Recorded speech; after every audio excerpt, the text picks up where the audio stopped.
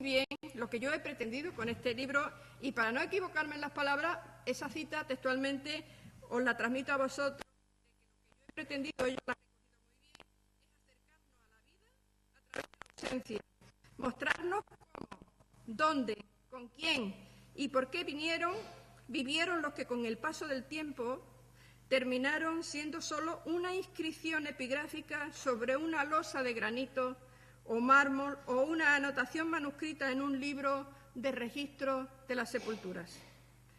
Efectivamente, yo desde el primer momento me di cuenta que debajo de cada lápida latía y seguía latiendo, no la vida, pero evidentemente el recuerdo de unas personas que habían vivido aquí, en este entorno minero y en el resto de las ciudades y de los poblados mineros que os he dicho.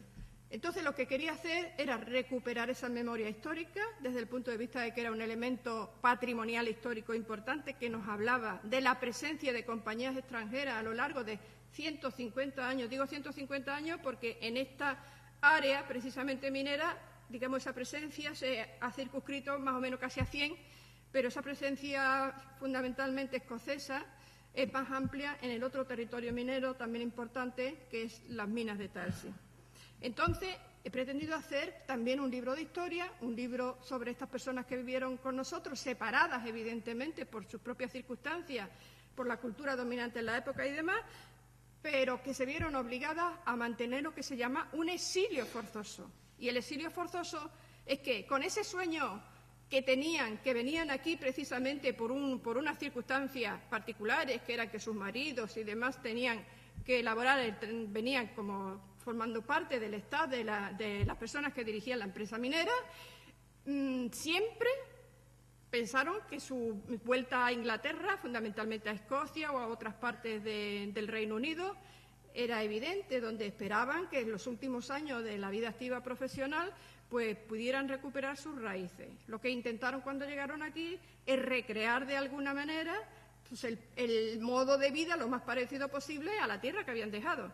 Y esto es un ejemplo, porque estas personas, aparte de tener una lengua propia, venís de una sociedad absolutamente fragmentada, una sociedad clasista. Si hoy vamos a Inglaterra, eso ya se percibe menos, pero todavía en determinados estamentos los ingleses han establecido a lo largo de su historia, sobre todo en la época de pleno esplendor del Imperio Británico, una situación de castas y de divisiones sociales que no sé si hace poco pusieron una serie muy interesante porque tenía una recreación extraordinaria que se llamaba Downton Abbey, y donde se ve que hasta entre los propios criados de una mansión impresionante había distintas categorías. Y entonces esa fragmentación social, evidentemente, no es que fuera una novedad aquí, sino que realmente en todas las colonias del Imperio Británico los ingleses estuvieron siempre un poco creando una división entre la población, entre comillas, nativa, la propia del lugar, y ellos. Y crearon un círculo en torno a dos elementos fundamentales. Uno, relacionado con sus creencias religiosas, como es el sitio donde nos encontramos hoy, y otro relacionado con su manera de establecer comunicación con los miembros, que eran iguales entre ellos, que es el club social. De modo que dos elementos importantes en la vida social de la comunidad británica, uno es la capilla presbiteriana y otro es el club social.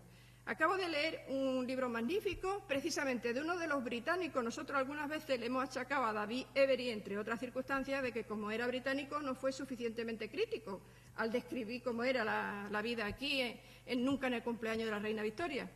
Pero quizás el inglés más crítico que me he encontrado yo en mi vida ha sido George Orwell, que se conoce en España muy bien, pues porque hizo un libro, escribió un homenaje a Cataluña, porque se puso en posición de defender la Segunda República, escribió otro libro también memorable en 1984, en fin, era un hombre de izquierda muy crítico con la sociedad victoriana y con la inglesa. Él estuvo formando parte de un destacamento militar en Birmania, y hay un libro interesante que acabo de leer y me ha parecido precioso, que es Los días de Birmania. No tiene nada que ver con esto, pero yo lo recomiendo que lo leáis porque a mí me ha parecido delicioso. Toda la novela se desarrolla con una serie de personajes, una serie de circunstancias, gira en torno al club. Y por eso os lo quería decir, esta pequeña anécdota, esta licencia que me he permitido, porque el club representa mucho en la época que estamos analizando, y todavía hoy el club en Inglaterra sigue siendo el tema, de alguna manera, que marca la frontera entre los que somos iguales y los que son diferentes a nosotros, por riqueza, por posición social, política, cultural, económica, etcétera. Nosotros veníamos de una sociedad donde no es que existieran una igualdad social absoluta. En España también teníamos bastantes desigualdades sociales según el estatus al que uno pertenecía, o bien al pueblo llano, o bien formando parte de una pequeña burguesía y demás. Pero eso está mucho más reforzado, más énfasis en lo que realmente es la sociedad británica, que realmente es la que aquí vino, ¿no? Y por último, porque voy a intentar cumplir lo que os he dicho, de estar el menor tiempo posible, aparte de recuperar los cementerios, aparte de tener una visión histórica desde un ángulo distinto, porque el fotógrafo entenderá que haciendo muchas fotos de aquí no se parecen ninguna, entonces depende de qué ángulo adopte uno, coge una visión de conjunto diferente. Con la historia pasa igual. Podemos coger un documento y nos sirve fundamentalmente una fuente poderosa e importantísima para hacer la historia, pero podemos utilizar, en este caso, de manera más singular, elementos materiales del entorno que nos hablan, nos evocan.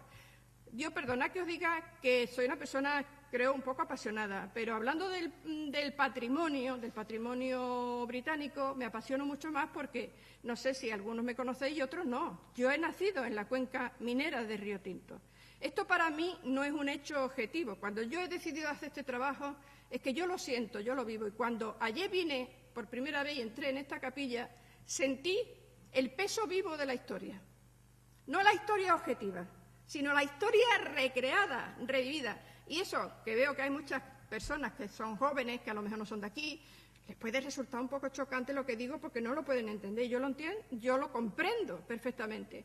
Pero es que mis primeras experiencias, porque tengo algunos años más que algunos de los jóvenes que están aquí con nosotros, pues se han remontado precisamente a esos últimos años de colonización británica, y entonces esas experiencias infantiles se graban mucho. Cuando uno es niño no se da cuenta de que eso tenga importancia, cuando se es joven tampoco, porque para los jóvenes, afortunadamente, lo que vale es el presente.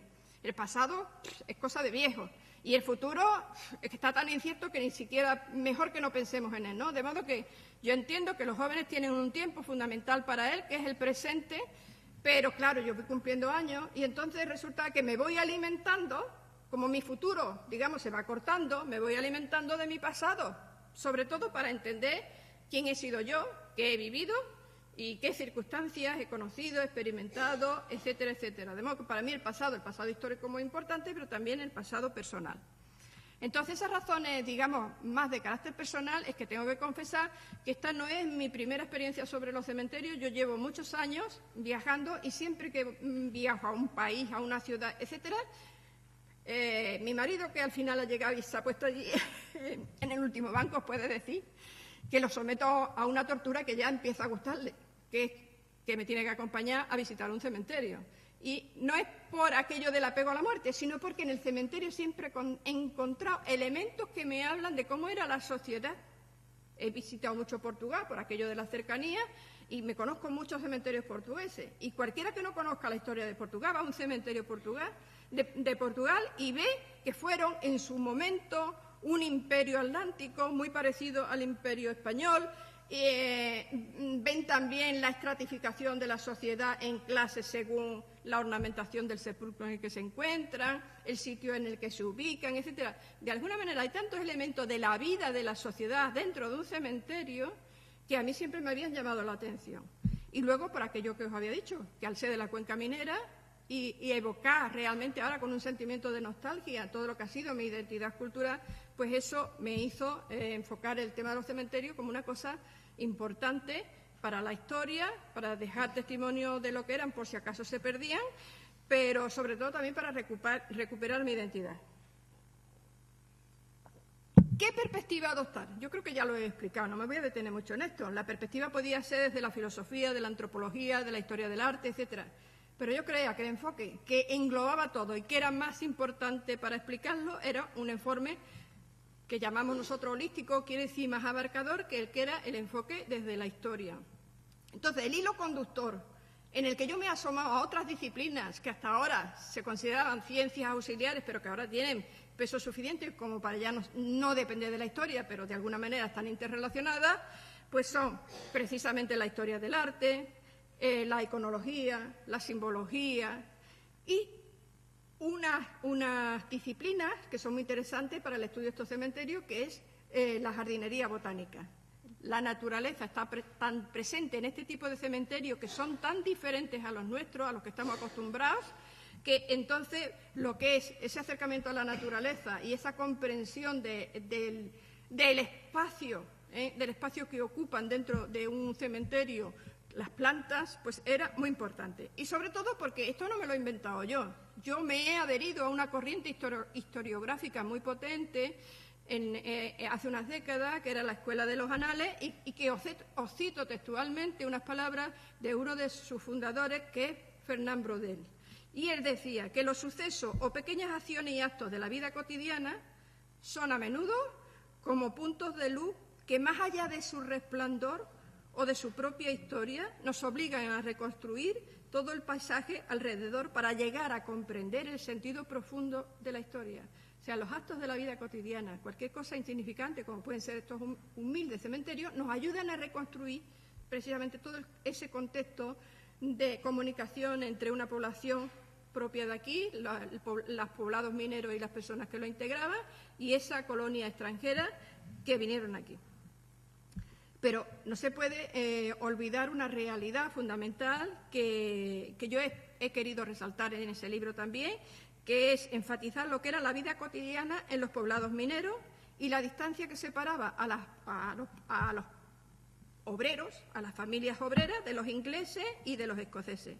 Los ingleses, los escoceses, junto con otras presencias de extranjeros, como eran fundamentalmente los alemanes, básicamente en Huelva, pues formaban una élite social, que se relacionaban entre ellos porque tenían mucha afinidad, aunque no tuvieran la misma lengua. Los alemanes eran alemanes y los ingleses eran ingleses, y solamente cuando hubo un conflicto bélico importante, la Primera y la Segunda Guerra Mundial, los ingleses y los alemanes no llegaron a entenderse porque se anteponía a esa condición de ser todo una élite social dentro de un territorio, pues su condición precisamente patriótica, es decir, tomar bando, posición respecto a qué fuerzas beligerantes están en la contienda, ¿no? Tenían muchos vínculos relacionales, pero sobre todo compartían también una cosa que es muy importante y que da sentido a la creación de los cementerios británicos, y era su creencia, su vinculación. No eran católicos.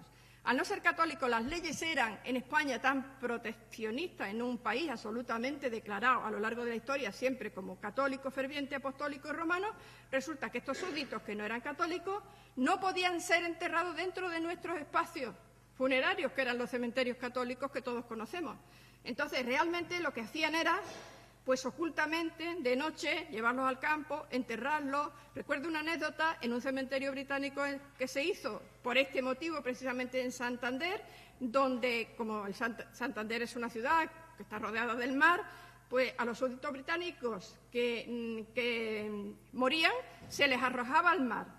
Pero en una época donde las enfermedades infecciosas, contagiosas, eran muy importantes, la gente tenía mucho miedo del cólera, de la difteria, de todas estas enfermedades, donde en ese momento no había cura, pues los pescadores que vivían de eso tenían mucho miedo de que un cadáver que se arrojara al mar, que pudiera provocarle un descenso de la pesca o que infectara precisamente las especies que pescaban. Y entonces se metían en el mar, cogían el cadáver y lo llevaban a tierra y lo enterraban en la arena. Bueno, esto llegó a instancia de la corona británica y fundamentalmente de la correa de transmisión de la corona británica, que eran los consulados que estaban establecidos en todas las ciudades importantes, porque estamos hablando de una época imperial, estamos hablando de muchos intereses económicos. Y no solamente en las cuencas mineras, sino en las zonas costeras y demás, la presencia de británicos prácticamente está repartida por todos sitios. Por eso, en ese libro podéis, aunque está fundamentalmente enfocado a los 3 cementerios, podríamos hablar de 4. Lo que pasa es que uno se perdió, que estaba en Valverde, pero en realidad nosotros somos la única provincia de toda España que podríamos estar hablando de la presencia de 4 cementerios británicos. El de Valverde se perdió y ante el miedo de que desaparecieran estos, yo no tengo nada más que el poder de llegar con la palabra y la investigación, pero yo no podía llegar a las instancias administrativas. Luego, para concluir, diré qué es lo que ha sucedido, cuál era la finalidad del libro y qué es lo que se ha conseguido hasta ahora. Entonces, podréis ver una historia de otras ciudades donde también tienen cementerios británicos, como Sevilla, Santander, Bilbao, Madrid y sobre todo Málaga. Lo tenemos ahí cerquita y es quizás uno de los cementerios británicos conservados en España más importante, precisamente por la importancia que tuvo Málaga en el siglo XIX, por la industria y la navegación con una colonia británica muy importante. Bueno, ¿qué modelo? ¿Qué modelo es el que... Fijaros, ¿a quién le da miedo entrar en un cementerio de estos? Porque realmente son cementerios tan relajantes, tan tranquilos, el contacto con la naturaleza, el sonido de los pájaros piando, toda esa serie de cosas nos evoca un mundo realmente relajante, apacible, no un mundo tétrico que muchas veces en nuestra cultura católica y cristiana nos han enseñado la muerte como una cosa horrorosa. Y nosotros realmente vemos la estética de muchos cementerios y también nos echa para atrás. A mí, que sé que me tengo que morir, que espero que todavía tarde unos cuantos de años, me gustaría más estar enterrado aquí en esta pradera verde que no encerrado en un nicho. Y ya en un nicho no, porque con la cuestión de la cremación de los cadáveres, ya vosotros sabéis que el nicho se ha reducido de tamaño. Todos queremos tener casas cada día más grandes y luego cuando nos morimos resulta que nos dejan encerrados al espacio más minúsculo posible. Algunas veces ni ese espacio porque las cenizas, ya sabéis que los familiares, según la voluntad del difunto, lo que ha en algún momento expresado, se esparcen en el mar, en una tierra que le hubiera resultado agradable, etcétera, etcétera, con lo cual no queda nada. Estos son fundamentalmente reliquias históricas importantes porque nuestro concepto actual de la muerte y de los cementerios va cambiando a una velocidad tremenda y esto se está convirtiendo pues, en museos al aire libre. Este es un museo que está en Estados Unidos, en Massachusetts, que bueno, pues como los británicos llegaron y colonizaron fundamentalmente la parte este de Estados Unidos, pues impusieron también los modelos de los mismos que tenían en las Islas Británicas. Este es otro cementerio que, fijaros, sí que tiene una estética de un cementerio, pero donde se incorporan todos los elementos del paisaje. Fijaros, las montañas, los elementos que están en el entorno, es que como que no hay una barrera física que separe la vida de la muerte. Si os dais cuenta y reflexionáis un poquito, nuestros cementerios, ¿dónde están? Fuera de las ciudades y a ser posible lo más lejos posible. Porque nosotros no hemos querido estar cerca de los difuntos por mucho que los queramos. La estética de los cementerios británicos, de los cementerios protestantes, anglicanos o presbiterianos, es muy diferente, es integrarlos mucho. Yo ayer comentaba con el chico este que se está dedicando a la promoción turística y eso, que él había visitado un cementerio británico en una ciudad que no me acuerdo cuál de Inglaterra, y me decía que le había extrañado muchísimo que las lápidas del cementerio estaban al lado de una iglesia pequeñita, pero allí al paso de la gente. Y claro, esos que son los churchyard, yo no voy a correr el riesgo de nuestra alcaldesa de pronunciar mal el inglés, porque, claro, los que no hemos tenido la posibilidad de irnos a Inglaterra de Erasmus o de estar una estancia allí, es muy difícil y aquí que estoy viendo yo una profesora de inglés, entonces me da un poco de pudor hablar en inglés, pero bueno, me entendéis, lo que son los cementerios británicos rurales, que no son los grandes cementerios como estos que están al aire libre, están sin vallas. ¿Vosotros conocéis algún cementerio católico que no tenga vallas?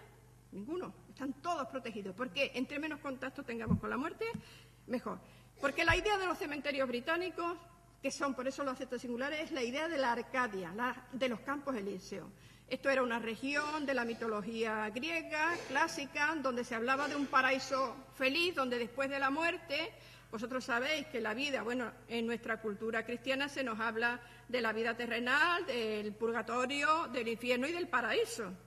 En las creencias presbiterianas y anglicanas y demás, pues la tierra está, pero la tierra está para esforzarse, pero a nadie le aseguran que tenga una garantía precisamente de que vaya al paraíso. Pero entonces lo más que se le puede ofrecer a una persona cuando se muere es que el paraíso esté en la tierra, que sea lo más parecido posible a lo que a ellos les gusta, que es el césped, que es la vegetación, que por las condiciones climáticas, porque nosotros nos empeñamos aquí en tener césped, aunque sea en un trocito, verlo verde, porque la verdad es que con las temperaturas nuestras de verano hace muchísimo calor y si vemos eso nos refresca. Pero es que aquí nos cuesta mucho tener 4 metros cuadrados de césped sembrado porque lo tenemos que regar. Pero es que en Inglaterra el césped sale por todo sitio, porque las condiciones climáticas es que con la humedad permanente que hay, entonces ese es su hábitat. Igual que el hábitat cuando yo he venido de Huelva para acá son los pinos, los eucaliptos, no sé qué, el brezo. Es el hábitat de este territorio minero con el que yo me identifico y me emociono porque es el que he conocido desde siempre.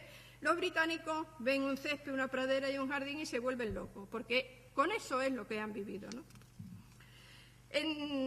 Sin embargo, curiosamente, este modelo que se ha exportado a muchos países del mundo anglosajón, el origen no lo tuvo en Francia, lo tuvo en Inglaterra, lo tuvo en Francia.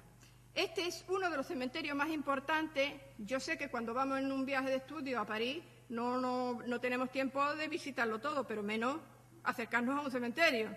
El cementerio del Père Lachaise, que está ahí, es un cementerio emblemático y singular de París, visitado siempre. Si alguna vez tenéis ocasión de ir, veréis cantidad de turistas que van a visitarlo, pero sobre todo esta imagen, con esa valla que es tan horrorosa, pues que la autora soy yo porque fue en mi última visita a una ciudad que a mí me gusta mucho y que por diversas circunstancias también he visitado bastante, y que era en marzo y estaba con esa valla protegiéndolo porque iban a sembrar unas especies, propias de la primavera, ¿no?, de prímula, de lirios y demás, y entonces estaban preparando el terreno y o hacía esa fotografía o me venía sin ella.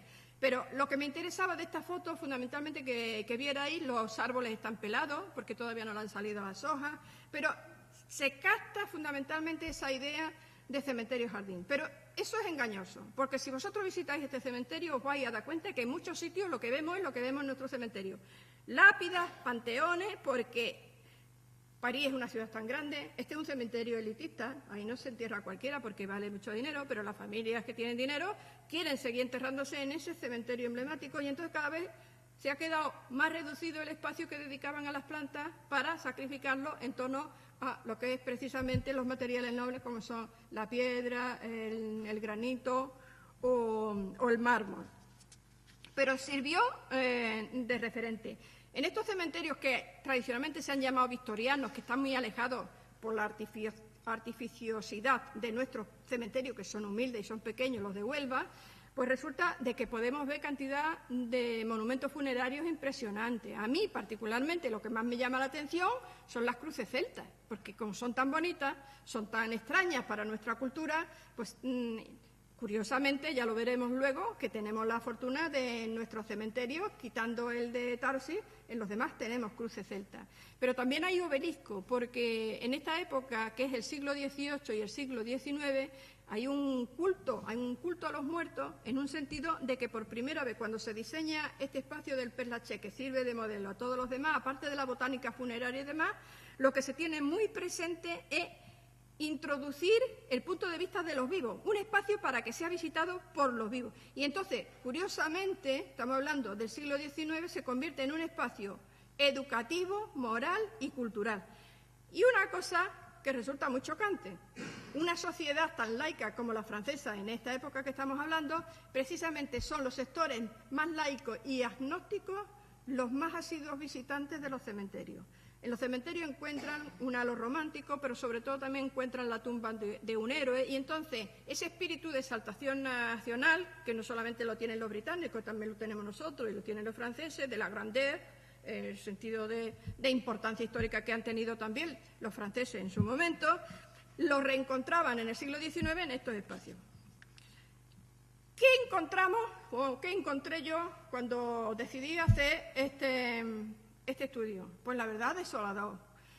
Yo, a pesar de haber estado tan cerca, os confieso que nunca había conocido el cementerio aquí de Bellavista, no sabía ni dónde estaba. Tuve que, la primera vez, antes de decidirme a hacer esto, que preguntar por dónde se iba el cementerio. Conocía Bellavista, conocía todo lo que conocen todos, pero el cementerio permanecía oculto también para mí. Entonces me dijeron, detrás del tanatorio. Detrás del tanatorio había un bosque. una maleza salvaje, pero pues, detrás del tanatorio yo no veo ni un camino, no veo nada que me indique, ni un cartelito, ni nada. Llegué, claro, evidentemente, porque no, en un momento determinado pues nos resulta difícil entrar. Desolador. Desolador en el sentido de una cosa, que yo iba a estudiar y que de pronto me encuentro como está y yo digo, pero bueno, yo tengo que estar loca para dedicarme a esto, porque es que ni una foto puedo. Por eso a Rafael Cortés le tengo mucha estima de las fotos que me ha proporcionado, no solo la que habéis visto, sino más de una época donde el cementerio tenía otra estética distinta. Estaba cuidado y estaba muy bonito, como hemos visto en la primera, y otras porque no tenía tiempo como para ponerlas aquí todas.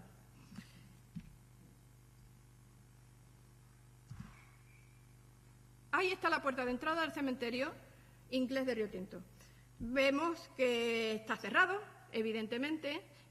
La primera, bueno, cuando os decía, bueno, ¿con qué herramientas? Porque claro, cuando se construye la historia está muy bien los cementerios, como os decía, y me han servido como un documento, la piedra es un documento, pero necesitaba también un soporte de documentos, digamos, más tradicionales, de los archivos. Fui al archivo de Río Tinto y me encontré que en el registro, en el inventario del archivo, no aparecía nada como cementerio.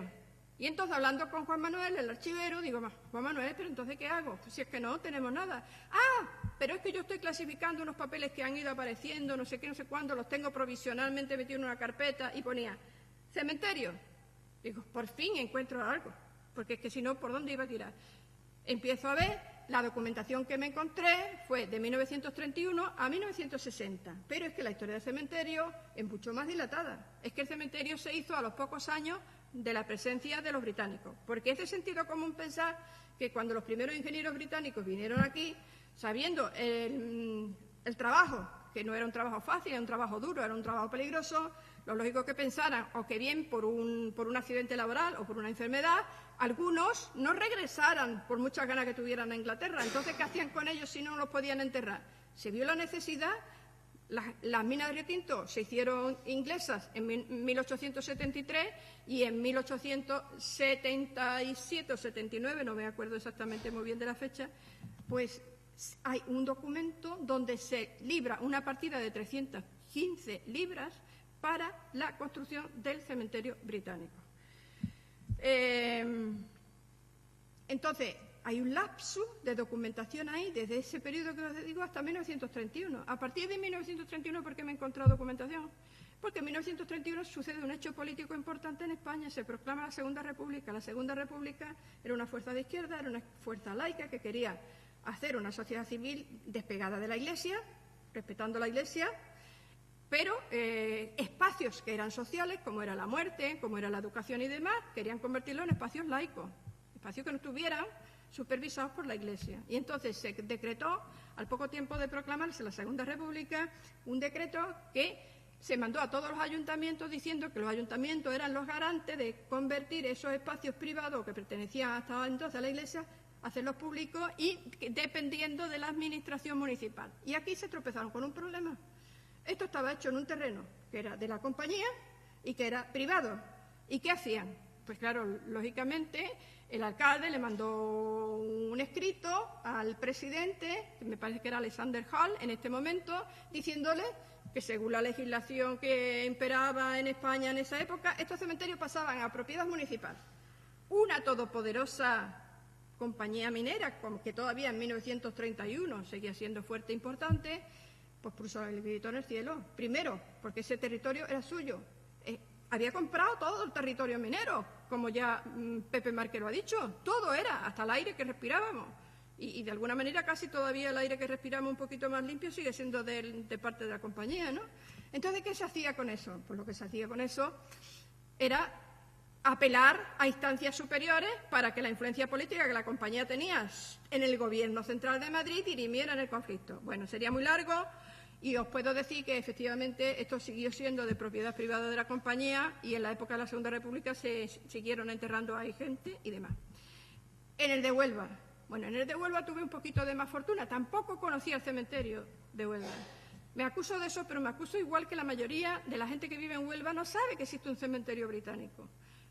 Claro, yo estaba interesada en el tema y no lo había, sabía de su referencia, pero yo no lo había visitado físicamente. ¿Qué se puede hacer? Porque es un cementerio privado. No, esto es de la Iglesia Anglicana. ¿Pero y cómo se accede a él? Bueno, pues aquí tenemos la hija de una señora extraordinaria que mucha gente conoce, medio británica y medio inglesa, Isabel Naylor. Me puse en contacto con ella y ella además, que tiene alguna por su edad dificultad de movilidad en las piernas, vino conmigo al cementerio y estuve, el primer contacto que tuve con el cementerio de Huelva fue en presencia precisamente de alguien que conservaba esa cultura británica, ¿no? Posteriormente tuve que ir muchas más veces al cementerio y, lógicamente, a Isabel ya no le podía decir que me acompañara. Otra vez vuelvo a decir que mi marido fue un gran ayudante en el sentido de despejar la maleza, tanto aquí como allí, para poder hacer unas fotos, con lo cual en la página de agradecimiento a él no le gusta que le ponga eso. Se está riendo al final, pero es que se lo tenía que agradecer, porque es que acompañarme y limpiarme la sepultura para poder hacer una foto, pues lógicamente es de agradecer, ¿no? Os dije que el cementerio es un espacio muy reducido, que hay un documento también muy importante. Vosotros, no sé si conocéis una tesis doctoral que hizo un médico que aquí lo conoce todo el mundo porque se dedicaba a quitarle la amígdala a todos los niños, Saldaña. Y entonces operaba a todos los niños. Todos los niños de una cierta época están sin amígdala porque se las quitaba. Juan Saldaña Manzana. Pero este hombre tenía también un afán investigador importante y entonces hizo su tesis doctoral, a pesar de ser médico, sobre una cosa que conocía, que era el departamento médico de Río Tinto, ¿no? Y ese departamento médico de Río Tinto me costó mucho porque estaba digitalizado en un formato de la universidad, ya le resulta difícil de recuperar. Total, que fui a su consulta y tuvo la amabilidad de cederme su tesis doctoral, con lo cual me vino muy bien porque ahí me encontré también con otra documentación. Quiero decir que antes que yo iniciara este estudio, tanto Pepe Márquez como Pedro Real Valdés habían hecho unos estudios exhaustivos, numéricos, de la gente que estaba enterrada ahí, de cuándo a cuándo había vivido, de dónde eran y de la enfermedad que habían muerto y toda esa serie de cosas, con lo cual ellos me ayudaron muchísimo como una fuente de información y documentación también importante. Pero había otro proyecto. Inicialmente se pensó donde está ubicado efectivamente el cementerio, al lado de Bellavista. Al lado de Bellavista, Bellavista no estaba construida todavía, pero se pensaba que se iba a ubicar ahí y se hizo el cementerio. Fijaros, no tan distante, pero hay una cosa que me llamó mucho la atención. Ahí en la tesis de Juan Saldaña me encontré un documento que decía que había habido un proyecto en 1886-88, 83, no sé, en 1983, donde nos habla de las dimensiones, que las dimensiones al final pues son 68 pies de largo por 47, que traducido a las medidas métricas nuestras son 302 metros cuadrados, no tiene más el cementerio. Una finca que tenía la compañía que se llama La Gangosa, y esa se decía en el documento, que me pareció muy, muy llamativo, que era una finca donde los naranjos florecen. Fijaros bien, los naranjos florecen, y que era muy recomendable que tuviera el cementerio allí. ¿Por qué? Pues yo creo que por ese contacto con la naturaleza y con una tierra menos inhóspita que las piedras de mineral que estaban aquí, donde todavía no se habían plantado las arboledas que hoy vemos en Bellavista y demás, pues aquello era lo que más se aproximaba a ese concepto en contacto con la naturaleza que tenía. Y a mí me llamó mucho la atención porque digo, ni lo pueden oler ni lo pueden ver cuando están los naranjos, pero era una cosa que me resultó muy simpática y muy curiosa. El primer enterramiento se produjo incluso antes de estar en el cementerio hecho, en 1877, y fue un joven que mucha gente conserva en la memoria, que Federico Fernando Niesel, que era un joven de 21 años, que tuvo un accidente en la Corta Atalaya pues, y que murió. Evidentemente yo no puedo poner. Este es el espacio como está, es un plano que ha aparecido en Miguel Ángel González Viche, que hizo un estudio de la arquitectura inglesa, está recogido, pero yo también en el archivo de la Fundación Río Tinto he visto el plano original, y donde hay una distribución de espacio. ¿Veis vosotros que a la derecha hay un rectángulo que está vacío? Y luego hay una serie de rectangulitos y unos caminos serpenteantes que se bifurcan en torno a un espacio central que es la capilla. La capilla nunca se proyectó en el esto, pero nunca llegó a construirse. Se pensó hacer una capilla, pero nunca llegó a levantarse. Entonces, en el plano está consignada, pero nunca existió realmente ahí una capilla. En ese espacio, me corrige Pedro si me equivoco, está una placa dedicada a uno de los médicos más queridos y más cariñosos aquí en la comunidad, Russell Ross. Él no murió, pero en conmemoración hay una placa que ocupa precisamente este espacio de la capilla. Una cosa que me llamó mucho la atención analizando este plano es que hay unas sepulturas que están con números y hay unas sepulturas que están con letras. Y entonces yo empecé a analizar quiénes están en los números y quiénes están en las letras, porque como los ingleses todos los separaban y todos los dividían, vamos a ver, ¿dónde están los españoles que están ahí enterrados? Ahí todos, que aunque eran españoles pero eran protestantes, están enterrados ahí, que tienen un número o una letra. Y me di cuenta que la mayoría de los españoles que tienen una letra son españoles, la mayoría de las sepulturas. Y la mayoría, digo la mayoría porque hay alguna excepción, de los que tienen un número son ingleses. Con lo cual, yo no puedo establecer la hipótesis de decir que hasta en la muerte había esa separación, porque hay alguna excepción, pero es que se constata físicamente eso. Y luego este espacio central, que está ahí solamente con 3 sepulturas, se hizo en esa diatriba que os he dicho de 1931, donde se pensó que qué hacían con gente que pertenecían al Estado, pero que no eran protestantes y que eran católicos, y que querían enterrarse ahí también. Y entonces se habilitó ese espacio separado, evidentemente, por un muro y solamente comunicado por un portillo que está abierto por un muro.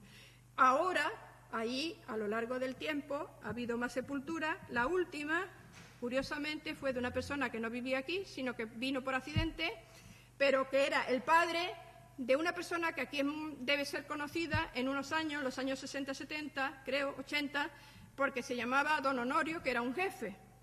El padre vino a visitarlo, son de origen canario, él y su padre vino a hacerle una visita, el pobre hombre enfermó, murió y entonces está enterrado en el cementerio británico. Y es el último enterramiento que se ha producido ahí.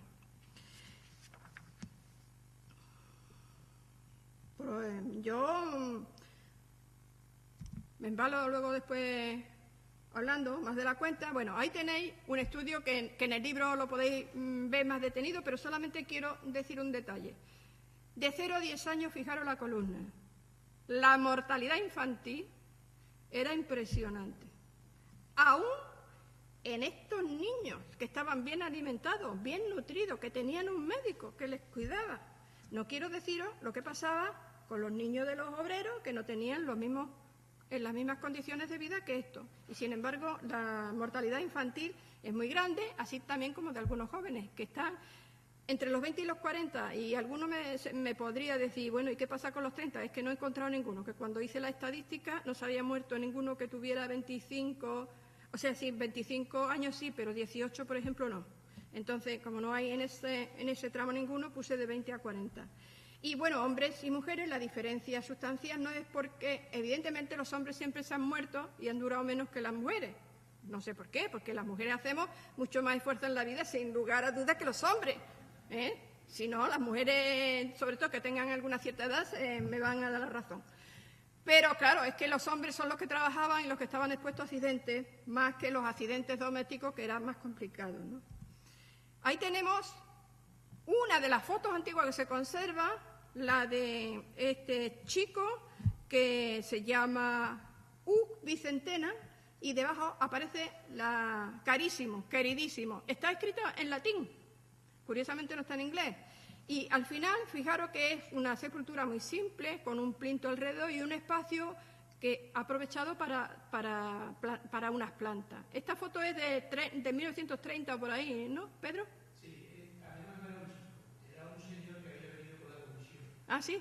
Había venido y entonces dio una especie de colapso o algo de eso. Sí, y murió. Sí. Bueno, y aparece la fecha de nacimiento y a continuación, en 1927, la fecha de defunción y Marellán non es. ¿Qué quiere decir?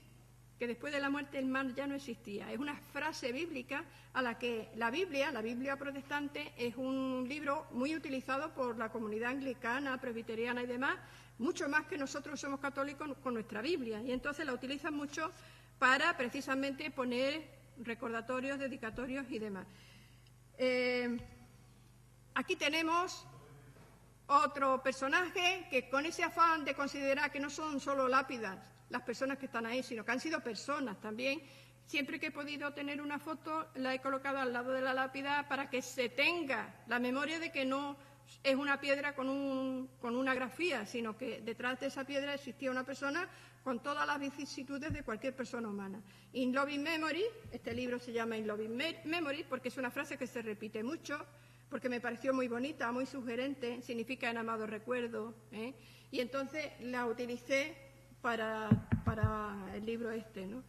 Que murió rápidamente, o sea, de un infarto, se supone, alguna cosa así, en 1939, a la edad de 69 años, y ahí está traducido, porque claro, como están, hay quien sabe leerlo en inglés, pero hay quien no, y entonces cada una de ellas están traducidas, incluso las que más trabajo me han costado, que son las alemanas, porque evidentemente yo de alemán no sé nada.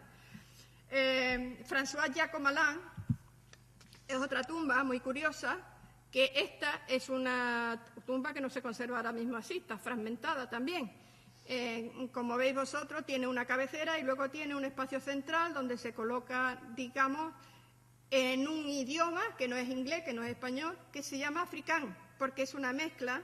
Eso nos habla posiblemente del origen de Sudáfrica que tendría esta persona que llegó aquí, porque es una lengua hablada en Sudáfrica y en Namibia, que es una mezcla de inglés, de neerlandés y de alemán. Y entonces pues está escrito y traducido. François Jacob-Malan, nacido en Sudáfrica el 13 de enero del 95, muerto en 1933, y debajo hay una epigrafía que dice: bienaventurados los limpios de corazón, porque ellos verán a Dios. Y se cita siempre el versículo de la Biblia al que pertenece, en este caso Mateo 5:3, en un accidente el 16 de octubre de 1933, en la Corta Atalaya, creo, ¿no? En la Corta Atalaya. Bueno, y estas son las dos cruces que se conservan, las dos cruces celtas que se conservan en ese cementerio y que también fue motivado por un accidente trágico, que no fue un accidente laboral, sino que fue un accidente, digamos, de reivindicación política, en la huelga de 1913. Pues los obreros consideraron que el palo definitivo que había que darle a la empresa era incendiando uno de los pozos más importantes, que era el Pozo Alicia. Los primeros que bajaron eran los que tenían la responsabilidad siempre. Entonces, ¿quiénes eran? Pues los directivos de la empresa bajaron, unos británicos que en ese espíritu de heroísmo que surge en estos casos, decidieron que ellos voluntariamente iban a bajar a ver qué es lo que había sucedido. Bueno, pues eso son las dos cruces celtas, porque hay otros dos que murieron en el accidente, que se llevaron. Tú lo recoges muy bien en el libro que tienes escrito, porque había problemas de que levantaran... Hubo 5. Sí, 5, pero digo... Exacto.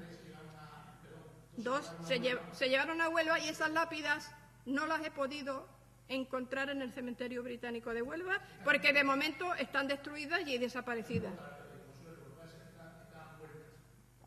Pero no tienen tampoco esta iconología de cruz celta, ¿no? Bueno, aparte de, como veis vosotros, que siempre aparecen datos sobre el difunto, de la fecha de nacimiento, de dónde eran, incluso algunas veces la profesión que tenía y demás, hay también nuevamente el versículo de la Biblia: bien hecho tú, siervo bueno y fiel, ¿no? Eso es un 4 de menos 1. ¿Qué? Eso está en los 4, Sí. el mismo versículo, menos 1. Menos uno que no la tiene, sí. Yo he tenido que cortarla aquí.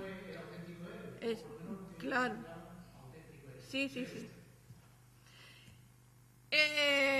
Quizás me he detenido más en Río Tinto porque estamos aquí, y me voy a tener que detener mucho menos en los demás para cumplir la palabra que al principio di. El cementerio británico. El cementerio británico de Huelva es el más antiguo de todos. La primera gestión para edificarlo lo hizo el vicecónsul que en ese momento vivía en Huelva, Eduardo Díaz. En 1868 hace una instancia al ayuntamiento, amparándose en una legislación aperturista de un bienio progresista en la época de Isabel II, que apareció en 1855, donde se liberalizaba de alguna manera el sentido del culto, ¿no? Era la Iglesia Católica más permeable, más flexible a enterrar a otros difuntos, aunque se contempló inicialmente como una separación del cementerio, lo que luego tradicionalmente se llamó como el corralito. Y en el cementerio católico de Tarsí se puede ver perfectamente lo que es el corralito. En el cementerio católico están, y los que no eran católicos están en un espacio reservado, separado, y en otros muchos cementerios muchas veces hemos visto que los que, en fin, no eran católicos también estaban ahí.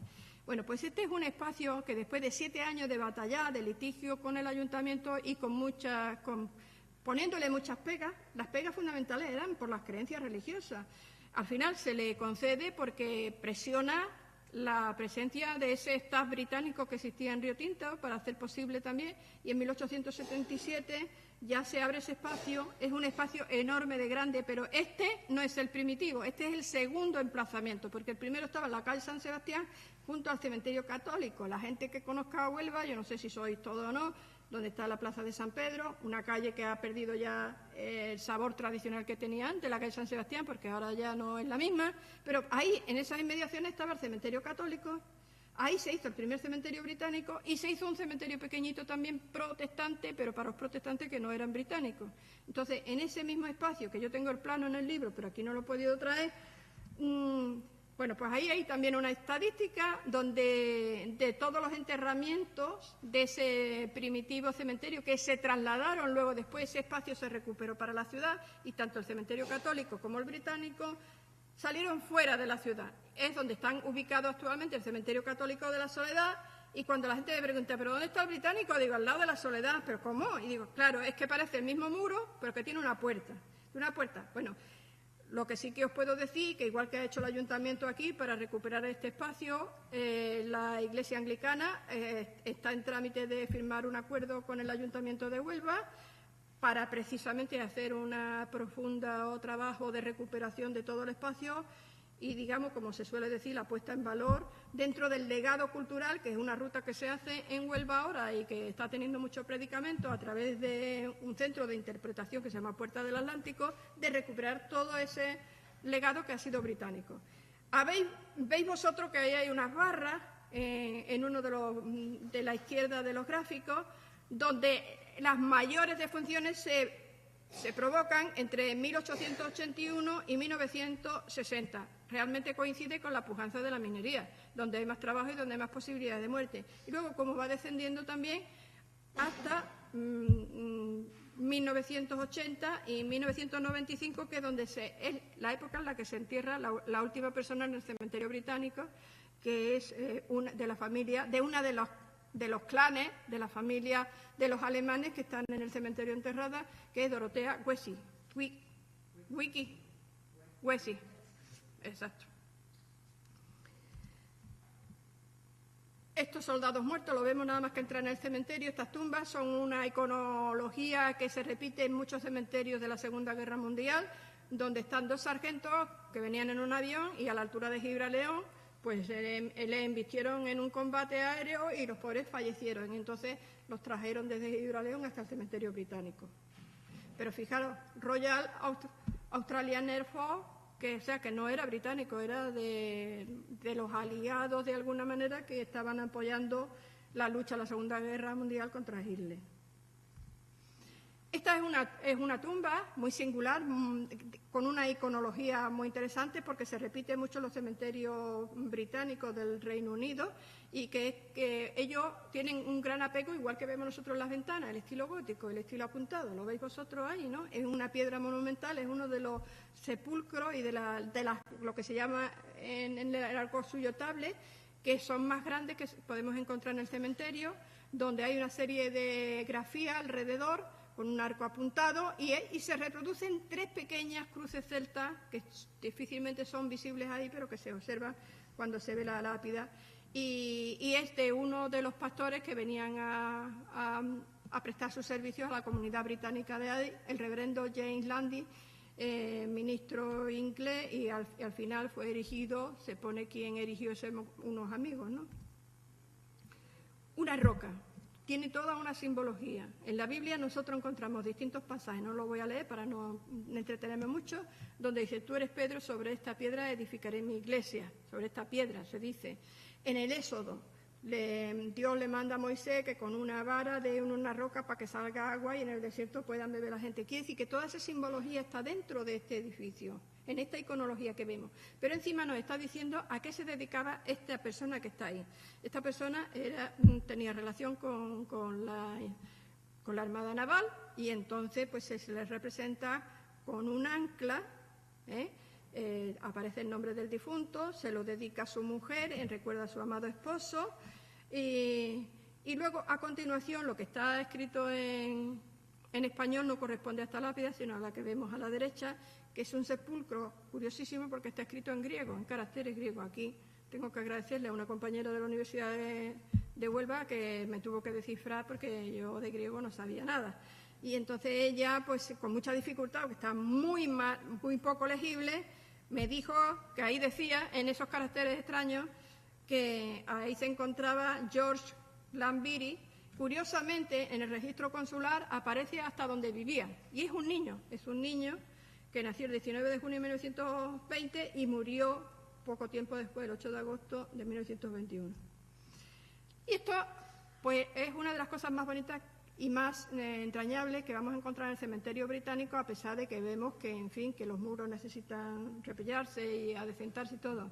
Pues esta es la mujer Catherine, que murió de parto de uno de los doctores, igual que decíamos Russell Ross, pues el doctor Mackay MacDonald, son un tío y un sobrino que estuvieron al servicio de la compañía aquí mucho tiempo y que luego establecieron también una clínica y el hospital en Río Tinto, en Huelva, que de alguna manera también supervisaban el departamento médico de Punta Umbría y, bueno, los doctores Mackay MacDonald, además de ser médicos, eran investigadores y un problema endémico que había aquí era la contaminación de las charcas por las larvas de los mosquitos que ocasionaban lo que hoy se llama malaria, pero que nosotros conocemos por paludismo. Pues se hicieron grandes investigaciones para ver cómo erradicaban a todo este problema que terminaba con la vida fundamentalmente de sus hijos, pero también de los obreros. Y estos dos lápidas que están a continuación, esto es un témeno, quiere decir que es como una especie de templo funerario, donde aparecen dos hijos, un niño que murió con 1 año y una hija de 13 años. Este señor no está enterrado, el doctor Mackay no está enterrado en Huelva porque volvió y se casó con otra señora y está enterrado en un cementerio. Yo tengo la fotografía, pero no me acuerdo exactamente qué cementerio es.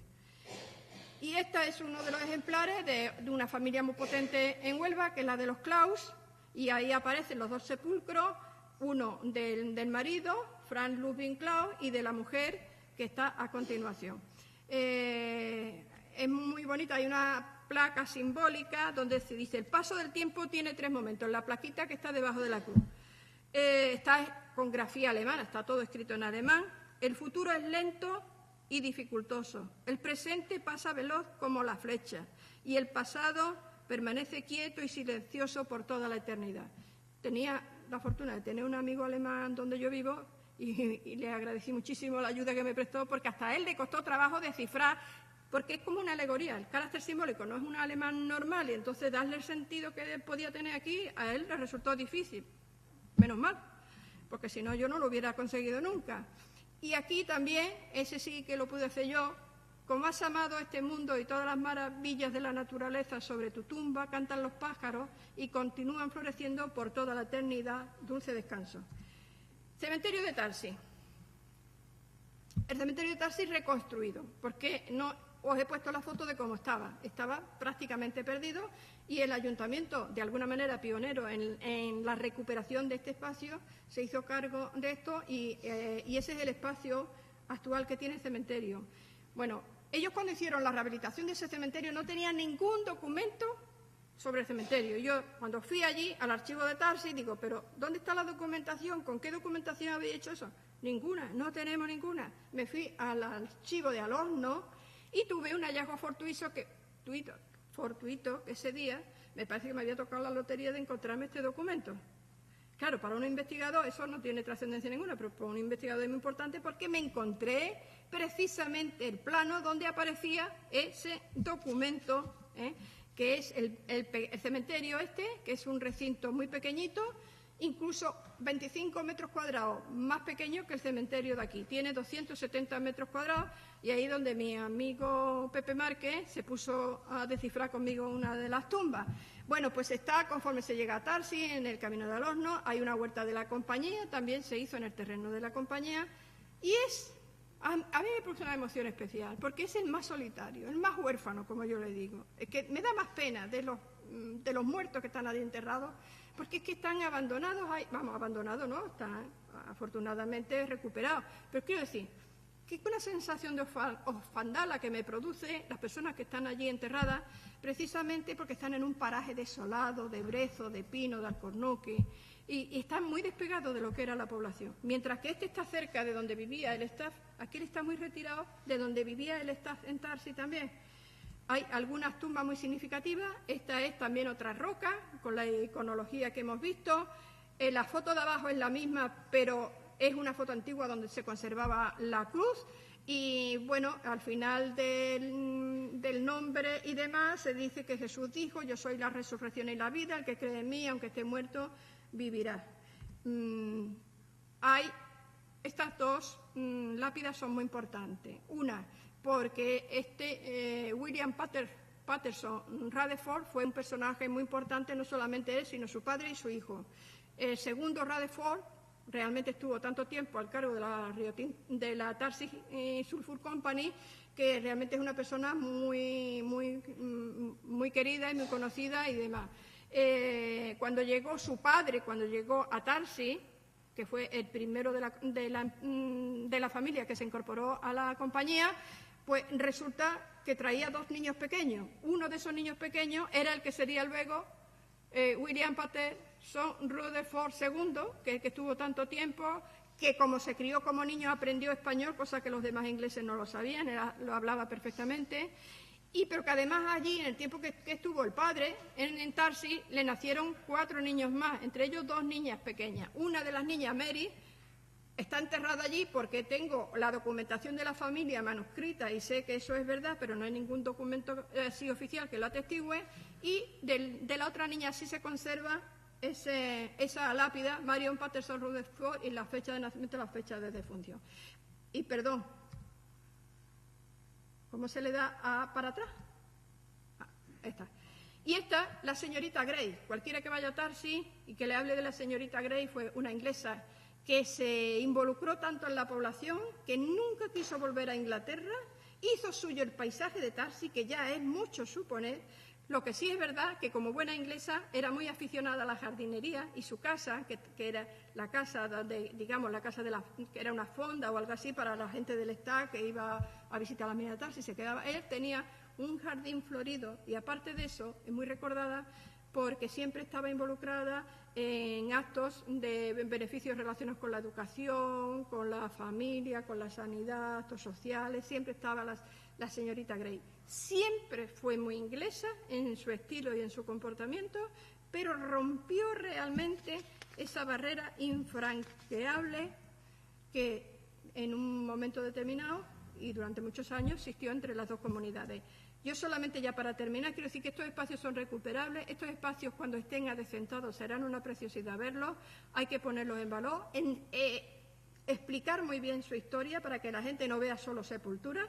Y solamente me queda deciros que en el espacio atemporal de nuestros cementerios británicos han desaparecido esas barreras sociales, culturales y lingüísticas que en vida separaban a las dos comunidades, y que ahora los seres que permanecen ahí solo reclaman de nosotros una mirada amable y que les recordemos, que no les olvidemos.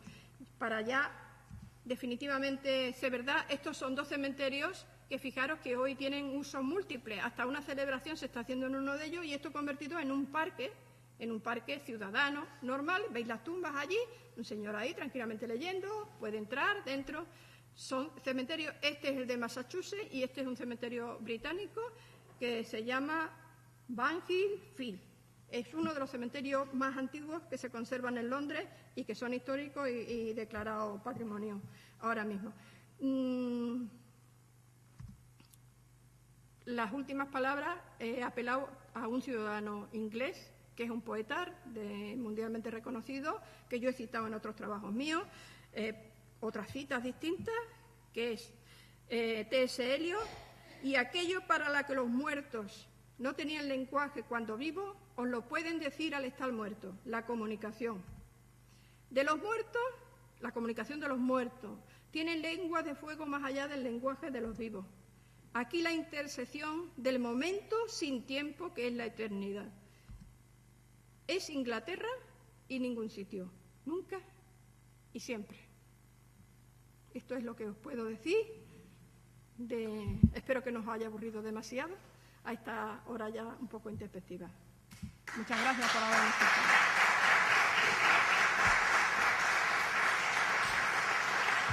Bueno, y ahí tenéis la portada de mi libro.